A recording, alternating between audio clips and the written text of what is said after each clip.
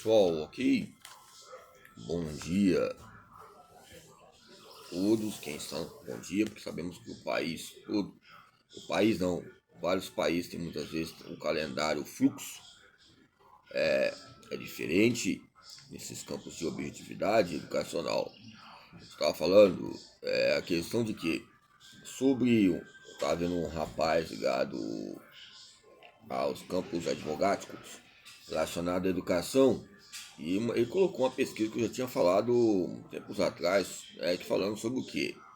Sobre o hábito e a questão importante de haver o aprendizado ligado às faixas etárias iniciais. Ele colocou um aspecto importante e falou que fizeram uma pesquisa que a maioria das vezes o que ocorre, pode até haver aprendizado, o aprendizado é consequentemente, é iminente ao ser humano, mesmo que ele não queira, mesmo sendo antissocial, ele vai ser social se tiver uma pessoa do lado dele. É a teoria potencialista. O ser humano, mesmo que tenha suas latências nessa espada de dois gumes, teoria e prática, vai haver um aspecto de plasticidade. Então o que ocorre? Ele falou que ao meu ver, interessante, como foi naquela época que eu coloquei até o desenho aí, aquele livro do Pilete, o Magistério, que eles fizeram na teoria comportamentalista, colocou um macaco, e o macaco naquele tipo um labirinto, ele colocou o macaco estava, ou seja, sem alguém ali, uma pessoa para se relacionar. Eles colocaram tipo um boneco familiar a ele, e ali houve melhoras motivacionais, só olhando para aquele boneco ali, ou seja, a imagem ela é importante. Não estou sendo contra ele, em contrapontos. Ele falou que a pesquisa foi o quê? Que a pesquisa que as crianças que assistiam à televisão, ou seja, assistiam à televisão, as mesmas professores e professores na televisão, na imagem, o que houve? Não houve repercussão quando eles estavam lá junto com os próprios professores. Eles colocaram uma aula, não sei se ficou 2 semanas ou 3 semanas, na tela digital lá, os professores falando, brincando, fazendo atividades. E o que ocorreu? Que houve resultado, é lógico que teve resultado. Houve o campo perceptivo, porque se houve um conceito comportamental educacional, ambos, o pesquisador, o pesquisado, os laboratórios de pesquisas comportamentais, ligado ao aprendizado motor, né, eles condicionam fatores importantes. Querendo ou não, nós falamos, né, a educação física, a motricidade humana, eu sei que ela não tem bula, porque é muita coisa. Você coloca lá as postologias ligadas a uma identidade perdida, ok? Se olhar o Brasil todo, fazer uma pesquisa toda, é lógico que daqui um mês, 2 anos, ou 3 meses, ou 1 segundo, 2 segundos, 3 minutos, já a pessoa vai ter uma ideia relacionada a essas questões. Eu lembro que eu falei sobre colocar na sala de aula alguns alunos em destaques excepcionais, quer dizer assim, que só tiram nota 10, e colocar outros alunos que têm uma média 5 e 6, que se acomodou. É lógico que jogando entre eles numa quadra esportiva, fazendo esse paralelo na habilidade motora, vai haver um desenvolvimento. E muitas vezes o que?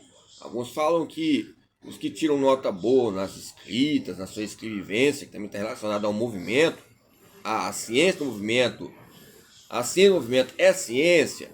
Se é ciência, vai ajudar outras ciências. E se vai ajudar outras ciências, nós negamos o nosso próprio discurso que a própria ciência não faz parte da educação física, vai ajudar outras ciências, outras disciplinas. Será que nos coloca uma condenação? É lógico que eu já discuti com vários autores, tá? Até discuti um tempo agora com um professor e falei que levei um livro parecido com esse aqui, ó. É um autor falando sobre o corpo brasileiro. Ficaram. E eles falaram para mim que eram algo extraordinário, né? Em questão de gênero, porque é potencial. O gênero, ao meu ver, eu ouvi uma jornalista falando esportiva, ela falou que o gênero é uma competência. Entendi ela, mas também coloca o gênero como meio de refúgio, que é bom, de consolo, que é bom. Mas quem estuda sobre o gênero e a espécie de treino, por exemplo, treinamento eclipse. posso fazer o quê? O eclipse ele é raro, unânime? Lógico. Ou eclipse ou sinopse. Então são fatores que relacionam. Então, quem estuda o gênero, a pessoa em si, é gente. Lógico que é gente. Eu vi o tempo agora o Paulo Freire, eu vou colocar um comentário, o Paulo Freire falando que a educação, ela passa, não vou ajudar ele, mas passa a dizer que não é a matemática, é lógico. E nem treino, foi aí treino. O treino tem que haver matemática. O treinamento, o conceito é constante. Nós entendemos o que quer dizer. Que não é só um instrumento, né, pedagógico, mas que o treinamento, ele colocou a questão do educador. Lógico que eu falo do Rubem Alves, mas é bom. Temos que ver que a gente, esse tem um pouco íntimo do outro, falando assim, questão de gente, temos que entender, mas temos que ver que o treinamento em si, ele querendo ou não, é eminente a educação, o aprendizado. É lógico que o educador traz uma taxonomia, não só cognitiva, afetiva, motora, mas coloca fatores importantes. Se eu tivesse com ele, é lógico que eu ia falar com ele, temos que ter cuidado, falar que o educador não treina. Daqui a pouco vão colocar palavras heréticas, vai virar um tipo de heresia que o treino sei lá, Calten, eu falo Calten, minha época atrás eu brincava até com os colegas. O Calten, né, aquele antigo aí, Calten Class Clinic, eu brincava. Então, aí o que ocorre? E esse rapaz fez o que? Ele mostrou, estavam vendo uma aula de inglês ou de idioma, não sei qual era a faixa etária, e eles aprenderam melhor no seu contato com o paladar. Então, quando nós jogamos bola ou participamos de um esporte, fazer uma reflexão de outras disciplinas já coloca condenação. Por isso que a maioria das vezes colocou um tipo de magistério consolidado como a maneira de que, não de fantoche, não um campo mimético, uma mímica, mimótica, né? Vou colocar o termo, né? Dengosa, só falando, né? Não aguento mais fazer aula, isso. É lógico, nós temos que ver os bastidores que ocorrem. Ok? Então, as aulas que eu fiz aqui hoje, aí, cabe nós dizermos alguns treinamentos ligados no campo isocinético, isotônico, isométrico que relacionam o ser humano. Quando eu falo ser humano, o ser humano nós não podemos só analisar 10 anos de idade, 14 anos de idade. E foi a pesquisa que ele colocou, 10, 14 anos de idade, 12 anos, jovens. Né? Aí crianças já falam sobre pré-escola, sobre pré-puberdade, pré-adolescente, pós-adolescente. Não tem pós-adolescência.